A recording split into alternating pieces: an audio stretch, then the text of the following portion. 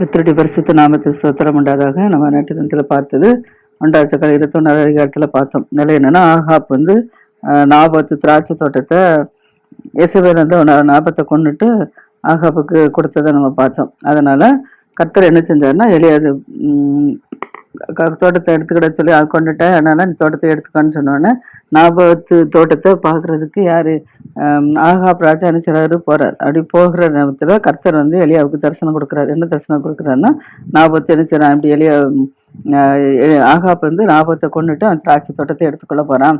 அதனால நீ போய் என்ன சொல்லணும்னா, நாபத்தினுடைய ரத்தத்தை எப்படி நாய்களுக்கு நக்குனதோ அதே போல உன்னுடைய ரத்தத்தையும் நாய்கள் நக்குன்னு சொல்லு.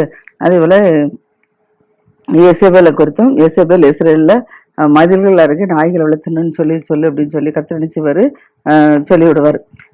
ஏன்னா பட்டணத்துல சாகிறவன் அந்த ஆகாப்பட்ட சந்ததியில பட்டணத்துல சாகிற நாய்கள் தின்னும், வெளியில சாகிறவர்களும் ஆகாயத்து பறவைகள் சாப்பிடணும்னு சொல்லி அனுப்பியிருப்பாரு.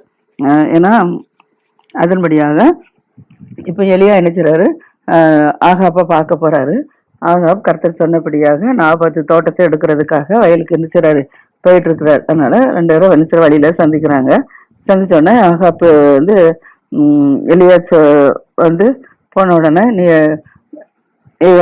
எலியாப் வந்து ஆகாப் வந்து என்ன செய்யறான்னா, 2 பேரும் சந்திச்ச உடனே கர்த்தர் சொன்ன வார்த்தையின்படி எலியா செய்யறாரு. என்ன சொல்றாருன்னா, நீ எப்படி அவனை கொலை செஞ்சுட்டு அவனுடைய பட்டத்தினை எடுத்துக்கொள்ள போற அப்படின்னு சொல்றாரு. அப்போ அவன் வந்து ஆகாப்பு உடனே சொல்றான், என் பகஞ்சன் என்ன செஞ்சுட்டா, நீ என்னைய கண்டுபிடிச்சிட்டாயா அப்படின்னு சொல்றாப்ல.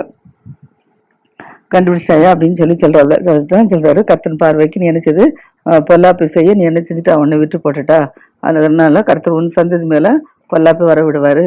உன்னுடைய சந்ததியில சுவரில் நீர்விடும் ஒரு நாயாய்களும் ஒன்றுமே இராதபடிக்கு கர்த்தர் இஸ்ரேலில் அடைப்பட்டவனையும் விடுபட்டவனையும் சங்கரிக்க போறாரு. கர்த்தருக்கு நீ என்ன செஞ்சுட்டா, நீ கோபம் உண்டாக்கிட்டா, நீ வந்து கர்த்தர் பாவம் செஞ்சதுனால உன்னுடைய குடும்பத்தில் எரேமியான் குடும்பத்தை போலவும் அகியாவின் குமாரை பாஷாவின் குடும்பத்தை போலவும் ஆக்குவேன்னு சொல்லி கர்த்தர் சொல்லுறாரு அப்படின்னு சொல்றாரு. சொல்லிட்டுதான் இயேசபேலை குறித்து, இயேசபேலை இஸ்ரேல்ல மதில்கள் அருகே நாய்கள் தின்னும் அப்படின்னு சொல்றாரு. சொல்லிட்டு கர்த்தர் சொன்னபடி ஆகாவி சந்ததியில பட்டந்து சார நாய்களும் வெளிசார ஆகாயத்து பறவைகளும் தின்னும் அப்படின்னு சொன்ன உடனே இப்போ சொல்றாரு, நீ உன்னுடைய மனைவியை போல இயேசபேலுடைய தன் மனைவியாகிய இயேசபேல் தூண்டி விட்டபடியே கர்த்தரின் பார்வைக்கு என்னச்சதா பொல்லாப்பானதை செய்ய உன்னை விற்று போட்ட ராஜாவை போல வேற ஒருவனும் இல்லை அப்படின்னு சொல்றாப்புல. தன்னுடைய மனைவி சொல்ல கேட்டு அவருடைய பார்வைக்கு எப்படி நடந்து கர்த்தரின் பார்வைக்கு பொல்லாப்பு செய்த ஆகாப் ராஜா போல ஒருவனும் இல்லை அப்படின்னு சொல்றாரு. இப்ப கர்த்தர் இஸ்ரவேல் புத்திரருக்கு முன்னின்று துரத்து விட்ட எமோரியர்கள் செய்த நரகலான விக்கிரங்கள் எல்லாம் நீ செஞ்சுட்டா, நீ பின்பற்றி மக அருவறுப்பான அதெல்லாம் நீ செஞ்சு கொண்டிருக்கிறா அப்படின்னு கர்த்தர் சொல்றாரு. அப்படி சொன்ன உடனே விக்கிரங்களை பின்பற்றா இசபேலுடைய வழின்னு எல்லாம் சொன்ன உடனே இப்ப ஆகாப் நினைச்சிடா, மனம் கசந்து கர்த்தருடைய சன்னிதானத்தில் நினைச்சிடா, தன்னுடைய வஸ்திரங்களை கிழித்து ரட்டு உடுத்தி சாம்பல உபாசம் பண்ணி ரட்டுல நினைச்சிடான், தாழ்மையா படுத்து கிடக்குறான், தாழ்மையா நடக்கிறான். அப்படி நடந்த உடனே கர்த்தர் இருந்து இப்ப நிறைய எலியாட்ட பேசுறாரு. பார்த்தாயா ஆகாப்பை பார்த்தியா, அவ்வளவு பவன் செஞ்சுட்டு இப்ப என்ன செய்யறான், எனக்கு முன்பாக தன்னை தாழ்த்தினது நீ கண்டாயா அப்படின்னு கர்த்தர் ஆகாப்பட்ட எலியாட்ட சொல்றாரு. அவன் வந்து எனக்கு முன்பாக என்ன செஞ்சுட்டான், தன்னை தாழ்த்திட்டான். ஆனா என்னை போல தன்னை தாழ்த்தி விட்டபடினால அவன் நாட்கள்ல நான் நினைச்சுவேன் இந்த பொல்லாப்ப வர பண்ணாதபடிக்கு அவனுடைய சந்ததியில அவனுடைய குமாரனுடைய நாட்கள்ல நான் நினைச்சுவேன் நான் வர பண்ணுவேன், அண்ணே அதை சொல்லு அப்படின்னு சொல்றாரு. அதன்படியாக எலியா என்ன செய்றாரு, சொல்றாரு, உன்னுடைய நீ தாழ்த்தினதுனால அவனுடைய சந்ததியில் இல்லை, அவனுடைய சந்ததியில இது காண பண்ணுவேன்னு கர்த்தர் சொல்றாரு. அந்த சமயத்துல இப்ப வந்து 22வது அதிகாரம், இப்ப சீரியருக்கும் இஸ்ரவேலருக்கும் 3 வருஷம் யுத்தம் இல்லாம இருந்துச்சு. கர்த்தர் சொன்னார்ல, சீரியர்கள் வந்து யுத்தத்துக்கு வருவாங்க. ஏன்னா யுத்தத்துல இருந்து இஸ்ரேலுக்கு ஜெயிச்சாங்க, சீரியர்கள் முறியடிக்கப்பட்டாங்க. அதனால கர்த்தர் என்ன சொல்றாரு, இன்னும் 3 வருஷத்துல என்ன செய்யறாரு, மறுபடியும் அவன் என்ன செய்வான், யுத்தத்துக்கு வருவான் அப்படின்னு சொல்லியிருந்தாரு. அதன்படியாக இப்ப 3 வருஷம் கழிச்சு சீரியர்கள் என்ன செய்யறாங்க, இஸ்ரேலுக்கு விரோதமாக யுத்தம் பண்ணதுக்கு வந்திருக்கிறாங்க. 3 வருஷம் யுத்தம் இல்லாம இருந்திருக்கு. 3வது வருஷத்துல யூதான் ராஜா யோசபாத் இஸ்ரேல் ராஜாவினுக்கு எடுத்துதான் போயிருக்கான். எப்படின்னா இப்ப இவங்கதான் யுத்தத்தை இழுக்கிறாங்க. எப்படின்னா சிரியருக்கும் இஸ்ரேலுக்கும் யுத்தம் எப்படி நடக்கணும், 3வது வருஷத்துல யூதான் ராஜாவா யோசபாத் என்ன சொல்றான்னா, யூதாவின் ராஜபாத் அது வந்து சீரியா தேசத்து தான் யுத்தம். இல்லாமல் இருக்குன்னு சொல்லி பார்த்தோம். இப்போ யூதான் ராஜா, சிரியா, யூதா, இஸ்ரவேல் மூன்றும் மாறி மாறி வந்துட்டே இருக்கும். இப்போ வந்து அந்த யூதா ராஜா என்ன யூதா ராஜா என்ன செய்யறான்னா, யூதா ராஜா பேரு யோசபாத்து, இஸ்ரேல் ராஜா பேரு ஆகாப்பு, சிரிய ராஜா பேரு பெனதாத்து. இப்ப இந்த யூதான் ராஜா யோசபாத்து என்ன செய்யறான், இஸ்ரேல் ராஜா இடத்துக்கு வந்திருக்கிறான். அவனை பாக்குறதுக்கு வந்திருக்கிறான், ஆகாப் ராஜாவை பாக்குறதுக்கு வந்திருக்கிறாப்ல. அப்போ ஆகாப் ராஜா இறந்து போயிட்டார்ல, அதனால என்ன செய்றாரு, இங்க இப்ப வந்து அங்க வந்து வந்திருக்காரு. அங்க வந்திருக்க சமயத்துல இஸ்ரேல் ராஜா என்ன செய்றாரு, தன் ஊழியக்காரன் நோக்கி இப்போ வந்து அந்த ஆகாப் தான் இஸ்ரேல் ராஜா இருக்காரு. இந்த இஸ்ரேல் ராஜாவை என்ன செய்றாரு, இஸ்ரேல் ராஜாவை ஆகாப்பை பாக்குறதுக்கு யூதா ராஜா யோசபாத்து பார்க்க வந்திருக்கிறார். வந்தவர்கிட்ட இஸ்ரேல் ராஜா சொல்றாரு தன் ஊழியக்காரன் நோக்கி, இந்த கிளையாத்தில் உள்ள ராமோத்து வந்து யாரு, நம்முடையது இல்ல, அந்த இதை வந்து என்ன செய்யுங்க, சீரிய ராஜான் கையில இப்ப நம்முடைய ராமோத்து அங்க அகப்பட்டிருக்கு. அதனால நம்முடைய ராமோத்தை என்ன செய்யணும், இந்த பட்டத்தை நம்ம பிடித்து கொள்ளணும். ஏன் நம்ம பிடித்து கொள்ளாம சும்மா அப்படி இருக்கும், அதை நம்ம எப்படியோ யுத்தம் பண்ணி அதை ஜெயிச்சிடணும் அப்படின்னு சொல்லிட்டு இஸ்ரேல் ராஜா தன்னை பார்க்க வந்த யோசபாத் ராஜாட்ட சொல்றாரு. அப்படி சொல்லிட்டு சொல்றாரு, நீ வந்து என்னோட யுத்தம் பண்ண கிளையாத்துக்கு வரியா, கிளையாத்துல போய் அந்த ராமத்தை நம்ம யுத்தம் பண்ணி ஜெயிக்கணும், நீ என்னோட கூட வரியா அப்படின்னு சொல்லி இஸ்ரேல் ராஜா யூதா ராஜாவாய் யோசபாத்திர கேட்கிறாரு. கேட்டவுடனே யூதா ராஜாவாய் யோசபாத் என்ன சொல்றாருன்னா, நான் உம்மோட கூட என்ன செய்றேன், நான் யுத்தத்துக்கு வருகிறேன் அப்படிங்காரு. சொல்லிட்டு சொல்றாரு, நான் தான் நீரு, என்னுடைய ஜனங்கள் உம்முடைய ஜனங்கள், என்னுடைய குதிரைகளும் உம்முடைய குதிரைகள், அதனால நான் என்ன செய்வேன், நான் யுத்தத்துக்கு வருகிறேன் அப்படின்னு சொல்லி சொல்றான். சொல்லிட்டு சொல்றாரு, இஸ்ரவேல் ராஜாவை பார்த்து யோசபாத் ராஜா யூதா ராஜா சொல்றாரு, கர்த்தருடைய சந்நிதியில் விசாரித்து அறிகிறதற்கு யாரும் இல்லையா, கர்த்தருடைய சந்நிதி இடத்துல மனுஷனும் விசாரித்து மூலதை அறியும், அதுக்கப்புறம் என்ன செய்வோம், யுத்தத்துக்கு போவோம், கிளையாத்துல ராமத்துக்கு யுத்தத்துக்கு போவோம் அப்படின்னு சொல்லலாம். அப்படி சொன்ன உடனே இப்ப இஸ்ரேல் ராஜா என்ன செய்வார்னா, இஸ்ரேல் ராஜா 400 தீர்க்கதரிசிகளை என்ன செய்யறாரு, வரவழைக்கிறார். 400 தீர்க்கதரிசிகளை வச்சு அவங்ககிட்ட கேட்குறாங்க, நாங்கள் வந்து கிளையாத் தேசத்துல ராமத்துக்கு யுத்தத்துக்கு போகலாமா போகக்கூடாது அப்படின்னு சொல்லி கேட்குறாங்க. அப்போ அவங்க எல்லாம் என்ன செய்றாங்க, பயந்து போய் ராஜாவை பார்த்து சொல்றாரு, நீங்க யுத்தத்துக்கு போறோம், கர்த்தர் ராஜா சீரியாவை உம்முடைய ராஜா கையில ஒப்பு கொடுப்பார் அப்படின்னு சொல்லி இந்த 400 தீர்க்கதரிசிகளை நினைச்சுட்டாங்க, பொய் தீர்க்கதரிசனம் சொல்லிட்டாங்க. இப்போ அப்படி சொன்ன உடனே யோசபாத்துக்கு நம்பிக்கை இல்லை. யோசபாத் வந்து கர்த்தருடைய பிள்ளை, கர்த்தரை கேட்காம எதுவும் செய்ய மாட்டாரு. ஆகாப்பு தான் தன்னுடைய மனைவி சொல்ல கேட்டு பாகாலை பின்பற்ற ஆரம்பிச்சிட்டாரு.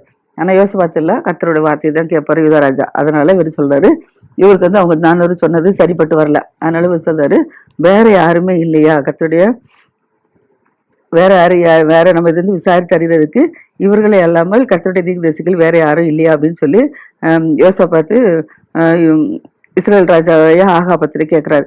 கேட்ட உடனே இப்ப ஆகாப்பு என்ன சொல்றாருன்னா, இஸ்ரேல் ராஜாட்ட சொல்றாரு, இன்னும் ஒரே ஒருத்தன் இருக்கான், கர்த்தர் விசாரித்து அறிவதற்கு ஒருத்தே இருக்கிறான், அவன் வந்து இம்லாவின் குமாரனாக மிகாயான்னு சொல்லி ஒருவன் இருக்கிறான், நான் வந்து அவனை என்ன செய்றேன், பகைக்கிறேன், அவன் என்னை குறித்து நன்மையாக இல்ல தீமையாகவே சொல்லுவான் அப்படின்னு சொல்றாரு. ஏன்னா மற்றவங்க எல்லாம் பயந்து போய் நல்ல வாக்கா சொல்லிடுறாங்க, ஆனா இவன் வந்து கர்த்தருடைய வார்த்தையை உண்மை உத்தமா சொல்றான். அப்படி உண்மை உத்தமா சொல்றதுனால நான் இவன் சொல்றாரு, நான் உன்னை பகைக்கிறேங்க, எங்கேயுமே நல்லவங்களுக்கு காலம் இல்லை, அதனால உண்மையான தீர்க்கதரிசிக்கு என்ன செய்யுது, காலம் இல்லை, அதான் நான் வந்து என்ன செய்றேன், இவனை நான் பகைக்கிறேன் அப்படின்னு சொல்லி சொல்றேன். எனக்கு எப்பவும் அவன் நன்மையாக சொல்ல மாட்டான், தீமையாகவே தான் தீர்க்கதரிசனம் சொல்லுறவன், அதனால நான் என்ன செய்றேன், உன்னை பகைக்கிறேன் அப்படின்னு சொல்றான். உடனே யோசபாத்து சொல்றான், ராஜாவே அப்படி ஒன்றும் சொல்ல வேண்டாம் அப்படி சொல்றான். அப்படி சொல்ல வேண்டாம்னு சொல்லிட்டு அவரை வரவழையும் அப்படின்னு சொல்றான். அப்படி சொன்னோடனே இப்ப இஸ்ரேல் ராஜா ஒன்றும் சொல்ல முடியல, ஏன்னா இவர் பார்க்க வந்த இடத்துல யுத்தத்துக்கு கூப்பிடுறாரு, இவர் வாரேங்கிறாரு, அப்ப இவர் சொல்லிக்கு கீழ்ப்படியணும்ல, அதனால அவர் சொல்றாரு. உடனே இஸ்ரேல் ராஜா பிரதானிகளை ஒருவனை கூப்பிடுறாரு. பிரதானிகளை ஒருவனை கூப்பிட்டு சொல்றாரு, நீ போய் இம்லாயின் குமாரனாகிய மிகையாவை என்ன செஞ்சிருவா, நீ சீக்கிரமா அழிச்சிட்டு வா அப்படின்னு சொல்றாரு. அது சொன்னோடனே அந்த பிரதானி ஒருவன் நினைச்சான், இப்போ நேர என்ன செய்யறாருன்னா அவனை அழைக்கிறதுக்கு அவனை அழைக்கிறதுக்கு நினைச்சாரு போயிட்டு இருக்கிறான், மிகையாவை அழைக்கிறதுக்கு போயிருக்கலாம். இந்த சமயத்துல இப்ப இஸ்ரேல் ராஜாவாய் ஆகாப்பும் யூதான் ராஜாவாய் யோசபாத்து என்ன செய்றாங்க, சமரியாவின் ஒளிமுக வாசல்ல முன்னிருக்கும் விசாலத்துல ராஜ வஸ்திரம் தரித்து கொண்டவர்களா என்ன செய்றாங்க, சமரியாவில் ஒளிமுக வாசல்ல உட்கார்ந்துட்டு இருக்கிறாங்க. அப்போ உட்கார்ந்துட்டு இருக்கிறாங்க, இவங்க 2 பேரும் அவரவர் சிங்காசனத்துல உட்கார்ந்துருக்கிறாங்க, ராஜாவும் அவரவர் சிங்காசனம் உட்கார்ந்துருக்கிறாங்க. அப்போ சகல தீர்க்க தரிசிகளும் வந்து இவங்களுக்கு என்ன செய்றாங்க, தீர்க்க தரிசனம் சொல்றாங்க. அதான் 400 பேர் தீர்க்கதரிசனம் சொன்னாங்கன்னு சொன்னால, 400 பேர் என்ன செய்றாங்க, எல்லா தீர்க்கதரிசிகளும் வந்து இவர்களுக்கு என்ன செய்றாங்க, தீர்க்கதரிசனம் சொல்றாங்க. அந்த சமயத்துல கேனானாவின் குமாரனாகிய சிதேக்கியா ன்னு ஒரு தீர்க்கதரிசி இருக்கிறாரு. அந்த சிதேக்கியா என்ன சொல்றாருன்னா, தனக்கு இரும்பு கொம்புகளை உண்டாக்கி இவைகளால் நீ சீரியல் என்ன செய்ய முட்டி நிர்மூலமாக்கி போடுவேன்னு சொல்லி கர்த்தர் சொல்லுறாருன்னு சொல்லி சிதேக்கியா சொல்றான். சிதைக்கியா பொய் தீர்க்கதரிசனம் சொல்றான் பயந்து போய், இருப்பு கொம்புகளால் உண்டாக்கி நீ சீரியரை முட்டி நிர்மூலமாக்கி போடுவேர் அப்படின்னு கர்த்தர் சொல்றான்னு. அப்படி சொன்ன உடனே இப்ப சகல தீர்க்கதரிசிகளும் அதுக்கு இசைவாக என்ன செய்றாங்க, தீர்க்கதரிசனம் சொல்லி கிளையாத்துல ராமத்திற்கு நீ யுத்தத்துக்கு போகும், உமக்கு அது வாய்க்கும், கர்த்தர் அதை உம்முடைய கையில ஒப்பு கொடுப்பார் அப்படின்னு சொல்லி இப்ப சகல தீர்க்கதரிசிகளும் என்ன செஞ்சுட்டாங்க, சொல்லிட்டாங்க. சொன்னோன்னே இப்ப மிகவே அழைக்க போன ஆளு வந்து என்ன சொல்றாரு அப்படின்னா, நேர மிகட்ட அந்த பிரதானி போய் சொல்றான், தீர்க்கதரிசனுடைய எல்லாருடைய வார்த்தைகளும் ஒரே வாக்கா இருக்குது, ஏக வாக்கா கர்த்தருக்கு நன்மையாக நினைச்சுறாங்க சொல்லி கொண்டிருக்கிறாங்க. அதனால நீரும் நினைச்சுறாங்க அவர்களை போல ஒருவனா இருந்து அவர்கள் என்ன சொல்றாங்களோ அதே போல ராஜாவுக்கு நீ நன்மையானதே என்ன செய்யும் சொல்லும் அப்படின்னு சொல்றான். அதுக்கு மிகையா சொல்றான், கர்த்தர் எனக்கு என்ன சொல்றாரோ அதை தான் நான் சொல்லுவேனே தவிர மற்ற இதை நான் சொல்ல மாட்டேன்னு சொல்லி கர்த்தரை ஜீவனை கொண்டு நான் சொல்றேன் அப்படின்னு சொல்லி சொல்றாப்ல. அப்படி சொன்னோன்னா இப்போ ராஜா இடத்துல நினைச்சான், மிகவே அழைச்சிட்டு வந்தாச்சு. அழைச்சிட்டு வந்தோடனே மிக பார்த்து இஸ்ரேல் ராஜா ஆகாப் கேட்கிறாரு, நான் வந்து என்ன செய்யலாம், கிராமத்துல ராமத்தின் மேல் யுத்தத்து பண்ண போகலாமா போகக்கூடாதா அப்படின்னு சொல்லி கேட்குறான். அப்போ அதுக்கு மிகையா சொல்றாரு, போம் அது உமக்கு வாய்க்கும் அப்படின்னு சொல்றான். ஏன்னா இவங்க சொல்லிட்டாங்களா, எல்லாரும் ஒன் போல தீர்க்கதரிசனம் சொல்றாங்க, எல்லாம் நன்மையான சொல்ல நீர் அப்படி சொல்லுன்னு சொல்லி கூட்டு போன பிரதானி சொன்னாலும் அதன்படியாக இப்ப இவனை என்ன சொல்றான் அப்படின்னா, போம் அது உமக்கு வாய்க்கும், கர்த்தர் அது ராஜாவின் கையில ஒப்பு கொடுப்பார் அப்படின்னு சும்மா சொல்றான், தீர்க்கதரிசனமா சொல்லல, அவன் கையெழுத்துக்கு பயந்து நடக்கிறது தான். ஆனா அப்படி சொன்னோன்னே என்ன செய்யறான், அப்படி சொல்றான். அப்படி சொன்ன உடனே சொல்லிட்டு சொன்னோன்னா இப்போ அவன் சொல்றான், நீ கர்த்தருடைய நாமத்தினால உண்மை அல்லாமல் வேற ஒன்று என்னிடத்தில் சொல்லாதபடிக்கு நான் எத்தனை நேரம் உனக்கு ஆணை எடுக்குன்னு சொல்றான். என்னிடத்துல நீ உண்மையே சொல்லு, பொய் என்கிட்ட சொல்லாதுன்னு உன்ட்ட எத்தனை நேரம் ஆணை எடுக்கிறேங்கிறான். ஏன்னா இவன் வந்து பழகிக்கிறான்ல, அதனால இவன் என்ன செய்யறான், ஒவ்வொரு நேரமும் உண்மையை சொல்லாதபடிக்கு சும்மா சொல்றான். அதனால அவன் நினைச்சிடான், அவன் தெரிஞ்சுட்டு வந்து நமக்கு பயந்து போய் சொல்றான்னு இதை அறிஞ்சுக்கிட்டான். அதனாலதான் இவன் சொல்றான், எத்தனை தடவை நமக்கு சொல்றேன், உண்மையானதை மட்டும் சொல்லணும்னு சொல்றேன் அப்படின்னு சொல்லி அப்படி சொல்றான். அப்படி சொன்ன உடனே இப்போ உண்மையை சொல்ல ஆரம்பிச்சிட்டான் மிகையா. என்ன சொல்றான்னா, இஸ்ரவேல் எல்லாரும் மேய்ப்பன் இல்லாத ஆடுகளை போல மலைகளில் சிதறப்பட்டதை கண்டேங்கிறார். இஸ்ரவேல் எல்லாரும் மேய்ப்பன் இல்லாத ஆடுகளை போல மலையில சிதறப்பட்டதை கண்டேன், அவங்களுக்கு எஜமானும் இல்லை, அவரவர்கள் சமாதானத்தோடு திரும்ப கடவர்கள் அப்படின்னு சொல்றாப்புல. அப்படி சொன்ன உடனே இப்போ வந்து இவனுக்கு என்ன செய்யுது, கோவம் வந்துருச்சு. கோவம் தானே சொல்றேன், இஸ்ரவேல் ராஜா இப்போ யோசபாத்து சொல்றாரு, நான் சொன்னேன்ல இவன் வந்து என்னை குறித்து நன்மையாக இல்ல தீமையாக தான் தீர்க்கதரிசனம் சொல்றேன்னு சொல்லி நான் உம்மோடு சொல்லலையா அப்படின்னு சொல்லி கேட்கறான். அப்படி கேட்ட உடனே இப்ப மிகையா சொல்றான், இல்ல. அப்போது அவன் சொல்றான், கர்த்தருடைய வார்த்தையை கேளும், கர்த்தர் தம்முடைய சிங்காசனத்தின் மேல் வீற்றிருக்கிறையும் பரமசேனையில அவரிடத்தில் வலது பரிசிலும் அவருடைய இடது பரிசிலும் இருக்கிறது நான் கண்டேன் சொல்லிட்டு சொல்றான். அப்போது கர்த்தராக போய் கிளையத்தில் ராமத்தில் வெல்லும்படிக்கு அவனுக்கு போதனை செய்வன் யாரு என்று சொல்லி கர்த்தர் கேட்டாரு. அப்படி கேட்கும்போது ஒவ்வொருவனும் என்ன செய்யறான், இப்படி அப்படிமா சொன்னாங்க. அப்போ வந்து ஒரு ஆவி வந்து புறப்பட்டு வந்துச்சு. அந்த ஆவி புறப்பட்டு வந்து கர்த்தருக்கு முன்பாக நின்றுச்சு. நின்று நான் போதனை செய்வேன்னு சொன்னது. ஏன்னா கர்த்தர் சொல்றதால ஆகவிட்ட போய் யாருக்கு அவனுக்கு போதனை செய்வான்னு சொல்லி கேட்கறதுக்கு அந்த ஆவி சொல்லித்தான், நான் போய் சொல்றேன் உனக்கு அப்படின்னு சொல்லித்தான். அப்போ ஒரு ஆவி வந்து கர்த்தருக்கு முன்பாக நின்று சொல்லுதான். இப்போ கர்த்தர் ஆகாப் கேட்கிறான், கர்த்தர் ஆகாப் மேல் கிளையாத்து மேல் யுத்தம் பண்ணுவதற்கு போதனை செய்ய யார் என்று கர்த்தர் கேட்கறதுக்கு ஒருவன் இப்படியும் ஒருவன் அப்படியுமா சொல்றான். அந்த சமயத்துல ஒரு ஆவி வந்து புறப்பட்டு கர்த்தர் இடத்துல வருது. வந்து சொல்றேன், நான் கர்த்தருக்கு முன்பாக நின்று சொல்றான், நான் வந்து ஆகாப்புக்கு நான் போதனை செய்வேன் அப்படின்னு சொல்லித்தான். அப்படி சொன்னோன்னே கர்த்தர் கேட்கிறாரு, எதனால அப்படின்னு சொல்லி கர்த்தர் கேட்கிறாரு. அப்ப அது சொல்லிச்சு, நான் வந்து எல்லா தீர்க்கதரிசியின் வாயிலையும் பொய்யின் ஆவியா நான் இருப்பேன் அப்படின்னு சொல்லிச்சான். அந்த ஆவி எல்லா தீர்க்கதரிசியோட வாயிலும் நினைச்சுவேன் பொய்யின் ஆவியா இருப்பேன்னு சொல்லிச்சான். அப்போ அதற்கு அவர் சொல்றாரு, நீ அவனுக்கு போதனை செய்ய அப்படி நடக்க பண்ணுவாய் அப்படின்னு சொல்லி கர்த்தர் நினைச்சாரு சொல்லிட்டாரு. அதனால அப்படியே போய் என்ன செய்து அந்த ஆவி போய் எல்லா தீர்க்கதரிசிகளையும் என்ன செஞ்சுட்டு பொய்யாக என்ன செஞ்சுட்டு தீர்க்கதரிசனம் சொல்லிட்டு அப்படின்னு சொல்றாரு. அப்போ அப்படி இருந்தது சொன்ன உடனே சொல்றாரு கர்த்தர் வந்து, பொய்யின் ஆவி இந்த உங்களுடைய தீர்க்கதரிசிகளுடைய எல்லாருடைய வாயிலும் கர்த்தர் கட்டளையிட்டாரு. அதனால அவங்க கர்த்தர் உண்மை குறித்து தீமையாக சொன்னார் அப்படின்னு சொல்லி மிகையா என்ன சொல்றான். அவர் சொன்ன உடனே இப்ப கெனானின் குமாரனாகிய சிதேக்கியா என்ன செய்றான், மிகையா கிட்ட வரான். மிகையா கிட்ட வந்து என்ன செய்றான்னா, மிகாவை கன்னத்துல ஓங்கிட்டு என்ன செஞ்சுட்டான், ஒரு அடி அடிச்சிட்டான். அடிச்சுட்டு கர்த்தருடைய ஆவி எந்த வழியா என்னை விட்டு உன்னோட திரும்பி வந்துச்சு அப்படின்னு கேட்கறான். ஏன்னா சிதேக்கியாட்ட உண்மையான ஆவி இருந்திருக்கு. இப்ப அவனை விட்டு திரும்பிதான் நேரம் என்ன செஞ்சுட்டு மிகையாட்ட போயிட்டு. அதனால அவன் கேட்கறான், இந்த ஆவி என்னை விட்டு எப்பொழுது என்னை விட்டு போச்சு அப்படின்னு சொல்லி கேட்கறான். அப்படி கேட்ட உடனே மிகையா சொல்றான், நீ ஒழித்துக்கொள்ள உள்ளறையில நீ என்ன செய்வா, பதுங்குவா, அந்த நாட்களை நீ என்ன செய்வா, அதை காண்பா அப்படின்னு சொல்லி சொல்றாப்புல. அப்பொழுது இஸ்ரவேல் ராஜா என்ன செய்றான், மிகையாவை பிடித்து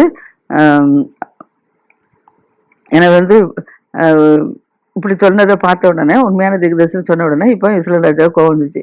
அதனால மிகாவை பிடிச்சி அவனை நினைச்சாங்க பட்டத்து தலைவனாகிய ஆமோன் இடத்திற்கும் ராஜாவின் குமாரனாகிய யோவாசின் இடத்துக்கும் அவன் நினைச்சுங்க திரும்ப கொண்டு போயிருங்க அப்படின்னு சொல்லி சொல்றாப்புல. அப்போ இந்த சமயத்துல ஆகாப் சொல்றாரு, நீங்க ஆமோன் இடத்துக்கும் யோவாஸ் இடத்துலும் இவனை நினைச்சாங்க மிகாயாவை கொண்டு போங்கன்னு சொல்றாரு. கொண்டு போய் அவனை நினைச்சாங்க சிறைச்சாலையில வைத்து அவனை பத்திரமா நினைச்சீங்க நீங்க பாதுகாத்துக்கொள்ளுங்கன்னு சொல்றாங்க. நான் சமாதானத்துடன் நான் வரும் மூலமும் இவனுக்கு என்ன செய்யுங்க, இடுக்கத்தை அப்பத்தை கொடுங்க, இடுக்கத்தை தண்ணீரை கொடுங்க அப்படின்னு சொல்லி சொல்றான். அப்படி சொல்லி சொன்ன உடனே இஸ்ரவேல் ராஜா அப்படி மக்களுக்கு கட்டளையிட்ட உடனே ஜனங்கள் எல்லாரும் என்ன செய்றாங்க, மிகையாவை பிடிச்சு கொண்டு என்ன செய்றாங்க, சிறைச்சாலையில கொண்டு அடைக்கிறதுக்கு ரெடியா இருக்காங்க. அப்போ மிகையா சொல்றாரு, நீ சமாதானத்தோடு திரும்பி வருகிறது உண்டானா கர்த்தர் என்னை கொண்டு பேசினது இல்லைன்னு சொல்லி ஜனங்களை நீங்கள் எல்லாரும் கேளுங்கிறார். இப்போ அவனை பிடிச்சு கொண்டு சிறைச்சாலையில கொண்டு அடைங்கன்னு சொல்றாங்கல்ல. அப்படி சொன்ன உடனே இப்போ அவங்க சொல்றாங்க, சிறைச்சாலை கொண்டு அடைங்கன்னு சொன்ன உடனே ஜனங்கள்கிட்ட சொல்றாரு, இவன் வந்து திரும்பி வந்தா தானே அப்படின்னு சொல்றேன்னா, இவனுக்கு இடுக்கத்தின் அப்பத்தையும் இடுக்க தண்ணீரையும் சாப்பிட கொடுங்கன்னு சொல்லி சொன்ன உடனே, நீ சமாதானத்தில் திரும்புறதுக்கு உண்டானால் நீ பேசுனது எல்லாம் ஜனங்கள் எல்லாம் கேட்கட்டும் அப்படின்னு சொல்லி சொல்றான். அப்படி சொன்ன உடனே இப்ப இஸ்ரவேல் ராஜாவும் யூதா ராஜாவா யோசாபாத்தும் கிளியாத்துல ராமத்துக்கு என்ன செய்றாங்க, யுத்தத்துக்கு போறாங்க. போகும்போது இஸ்ரவேல் ராஜா என்ன செய்யறான்னா, ஏன்னா அதுன்னு சொல்லிட்டான், இவனை பிடிச்சு நான் வந்து யுத்தத்துக்கு போயிட்டு திரும்பி வர்ற முழக்கும் திரும்பி வர வரைக்கும் உனக்கு என்னதுங்க, எடுக்கிறது அப்பத்தையும் எடுக்கிறது தண்ணீரையும் நீங்க கொடுங்க அப்படின்னு சொல்லி சொல்லிட்டான். சொன்ன உடனே மிகையா சொல்றான், நீ வந்து சமாதானத்தோட நீ திரும்பி வந்தா தானே அப்படின்னு சொல்லிட்டு இப்போ ஆகாப் ராஜாவை பார்த்து மிகையா என்ன சொல்றான்னு சொல்றான். அப்படி சொன்ன உடனே சொல்லியாச்சு, இங்க வந்து இவனை என்ன செஞ்சாச்சு, சிறைச்சாலைக்கு அழைச்சிட்டு போக சொல்லியாச்சு, இடக்கத்தில் அப்படி தண்ணி கொடுங்கன்னு சொல்லியாச்சு. இந்த சமயத்துல யூதா ராஜாவும் இஸ்ரவேல் ராஜாவும் இப்ப என்ன செய்றாங்க, கிளியாத்துல ராமத்திற்கு யுத்தத்துக்கு போறாங்க. அங்க யுத்தத்துக்கு போகும்போது ராஜாவுக்கு பயம் உண்டாயிட்டு. ஏன்னா இவன் வந்து எப்பவுமே உண்மையை சொல்லுவான், அதனால அப்படிதான் நடந்துடக்கூடாதுன்னு சொல்லி பயந்து போய் என்ன செய்றான், வேஷம் மாதிரி யுத்தத்துக்கு பிரவேசிக்கணும் அப்படின்னு நினைச்சிட்டான். அதனால இஸ்ரவேல் ராஜா ஆகாப் என்ன செய்றான், யூதா ராஜாவை யோசனை பார்த்துட்டு சொல்றான், நீர் என்ன செய்யும், வேஷம் மாதிரி வரனை வந்து ராஜவஸ்திரம் தடுத்துக்கொள்ளும் அப்படின்னு சொல்லி சொல்றான். நீ ராஜவஸ்திரம் தடுத்துக்கொள்ளுன்னு சொன்ன உடனே நான் வந்து சும்மா சாதா ட்ரெஸ்ல வரேன் அப்படின்னு சொன்னா, வேஷம் மாதிரி வரேன் அப்படின்னு சொல்றான். அப்படி சொன்னபடி இப்ப 2 பேரும் என்ன செய்றாங்க, சீரியா ராஜாவுக்கு சீரியாவுக்கு என்ன செய்றாங்க, யுத்தத்துக்கு போறாங்க. போகும்போது இந்த சமயத்துல சீரியா ராஜா எப்பவுமே கையில 32 ராஜாக்கள் வச்சிருப்பாரு. அதனால இவர் என்ன செய்றாரு, அந்த 32 ராஜாக்களையும் அழைத்து கொண்டு என்ன செய்றாரு, யுத்தத்துக்கு வராரு. வரும்போது சொல்லியிருப்பாரு, நீங்க வந்து சிறியவர்களோட பெரியவர்களோட நீங்க என்ன செய்ய வேண்டாம், யுத்தம் பண்ண வேண்டாம், இஸ்ரவேல் ராஜா ஒருவன்கிட்ட மாத்திரம் நீங்க என்ன செய்யுங்க, யுத்தம் பண்ணுங்க, மற்ற யாரோட நீங்க யுத்தம் பண்ணக்கூடாது அப்படின்னு சொல்லி அந்த சீரியா ராஜா 32 ராஜாக்கள்கிட்ட பெனதாத்து 32 ராஜாக்களுக்கும் என்ன செய்ய அறிவுரை சொல்லியிருப்பாரு. அதன்படியாக என்ன செய்றாங்க, இப்ப சீரியா ராஜாக்கள் வந்து இஸ்ரேல் தேசத்துல ராஜாக்களோட யுத்தம் பண்ண வந்திருக்காங்க. வந்திருக்கும் போது ஏன்னா இவர் வந்து இப்போ வஸ்திரம் மாறி இருக்கிறாரு. அதனால ரதங்களின் தலைவர் என்ன செய்றாருன்னா, யோசபாத்தை கண்ட உடனே அப்ப யோசபாத் தான் இஸ்ரேல் ராஜான்னு நினைச்சிட்டான். ஏன்னா யூதா ராஜா வந்திருக்காருன்னு தெரியாது. இஸ்ரேல் ராஜா மட்டும் தான், ஏன்னா ஒருத்தர் தானே ராஜ வஸ்திரம் தரிச்சிருக்கிறாங்க, ஆகாப்பு ராஜ வஸ்திரம் தரிக்கல. அதனால இவர் நினைச்சிட்டாரு இதுதான் இஸ்ரேல் ராஜா அப்படின்னு சொல்லி இராணுவத்தின் தலைவர்கள் என்ன செஞ்சுட்டாரு நினைச்சிட்டாங்க. அது அப்படி நினைச்சிட்டாங்க. இஸ்ரேல் ராஜா மேல நினைச்சாங்க, யுத்தம் பண்ணதுக்காக வந்திருக்கிறாங்க. அவனுக்கு நேரா என்ன செய்றாங்க, அம்பு ஏறாங்க. அந்த சமயத்துல யோசபாத் என்ன செய்றான்னா, கூக்குரலிட ஆரம்பிச்சிட்டான். யோசபாத்து கூக்குரல் அவன் மேல அம்பு ஏறினால அவன் என்ன செய்றான், கூக்குரலிடுறான். கூக்குரல் விட்டோடனே இப்போ இவங்க சத்தத்தை பிடிச்சிட்டாங்க. சத்தத்தை பிடிச்சு சொல்றாங்க, இவன் வந்து இஸ்ரவேல் ராஜா இல்லை அப்படின்னு சொல்லி என்ன செய்றாங்க, ஒண்ணு கண்டு அவனை விட்டு என்ன செஞ்சுட்டாங்க, விலகி போயிட்டாங்க. விலகி போயிதான். ஆனா ஒருவன் மாத்திரம் என்ன செய்றான், நினையாதபடிக்கு என்ன செய்றான், அம்பு எய்றான். நினையாதபடிக்கு வில்ல எய்றான். வில்ல எய்யும் போது அந்த வில்லு வந்து யார் மேல விழுந்துட்டுனா, இஸ்ரேல் ராஜா அவருடைய கவசத்தின் சந்துக்குள்ள என்ன செய்யுது, விழுந்துருச்சு. ஒரு நினையாதபடி வில்ல எய்யும் போது அந்த இஸ்ரேல் ராஜாவுடைய கவசத்தின் சந்துக்குள்ள இடிச்சுதான் பட்டுச்சான். அப்பொழுது வந்து பட்டது கவசத்துல வில்லு பட்டோன்னா இப்ப அவனுக்கு என்ன செஞ்சு, ஆகார் ராஜாவுக்கு காயம் பட்டுச்சு. அவன் வந்து வஸ்திரம் மாறி இருக்கிறான். ஆனா அவன் நினையாதபடிக்கு அம்பு எஞ்சது. அவனோட கவசத்துக்குள்ள போனதுனால இப்ப என்ன செய்றான், எனக்கு காயம் பட்டுச்சு, அதனால என்னை ராணுவத்துக்கு அப்பால் என்ன செய்யுங்க, என்னை கொண்டு போங்க அப்படின்னு சொல்லி இஸ்ரேல் ராஜா தன்னுடைய ஜனங்கள்கிட்ட பார்த்து சொல்றாரு. ராணுவ தலைவர்கிட்ட சொல்றாங்க. சொன்ன உடனே இப்ப வந்து யுத்தம் வந்து என்ன செய்யுது, ரொம்ப மும்முரமா அதிகரிச்சிட்டு இருக்கு. இஸ்ரேல் ராஜாவோட யுத்தம் பண்ணணும், அவரை சாகடிக்கணுங்கிறதுனால அவங்க செஞ்சுட்டு இருக்காங்க. ஆனா வில் மாற்றி எய்தது இஸ்ரேல் ராஜா மேல விழுந்தது என்ன செய்யல, யாருக்கும் தெரியல. தெரியாததுனால இப்ப என்ன செய்றாங்க, யுத்தம் நடந்துட்டு இருக்கு. யுத்தம் பலமா நடந்ததை பார்த்த உடனே இஸ்ரேல் ராஜா சொல்றா, எனக்கு காயம் பட்டுட்டு, அதனால என்ன என்ன செய்யுங்க, என்ன ரத பக்கத்துல கொண்டு போங்க அப்படின்னு சொல்றாங்க. சொன்ன உடனே அந்த ரத பக்கத்துல கொண்டு என்ன செய்றாங்க, அவனை கொண்டு நிறுத்தி வைக்கிறாங்க. ஏன்னா யுத்தம் பலமா நடந்ததுனால அது பக்கத்துல கொண்டு என்ன செய்றாங்க, நிப்பாட்டி வச்சுக்கிறாங்க. இப்ப பொழுது போகும்போது என்ன செய்யறேன்னா, எல்லாரும் இப்ப வந்து என்ன செய்யுது, இந்த நேரம் இருட்ட என்ன செய்யுது, இப்ப அந்த இவருக்கு என்ன செய்யுது, மறித்து போயிட்டார். இஸ்ரேல் ராஜா ஆகாப் என்ன செய்றாரு, மறிச்சு போயிட்டாரு.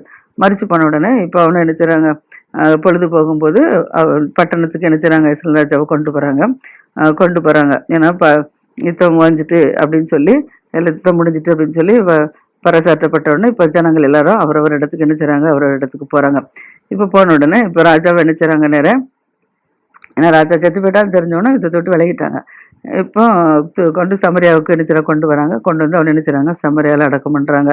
அடக்கம் பண்ணபடி எலியா தீர்க்கதரிசிட்ட கர்த்தர் சொன்ன வார்த்தையின்படி அவனுடைய அவனுடைய கவசத்தை ரதத்தையும் கொண்டு என்ன செய்றாங்க, சமரியான் குளத்துல கொண்டு கழுவுறாங்க. கழுவும் போது நாய்கள் வந்து அவனோட ரத்தத்தை தெளிச்சது நக்குச்சு. அதனால இப்போ மற்றது எல்லாமே ராஜாக்கள் புஸ்தகத்துல 4ஆம் புஸ்தகத்துல எல்லாமே என்ன செய்யுது, எழுதிக்குன்னு சொல்லி பார்க்குறோம். மீதானதை நாளத்தில் நம்ம பார்ப்போம். கர்த்தர் தாமே ஆசீர்வதிப்பாராக. ஆமென்.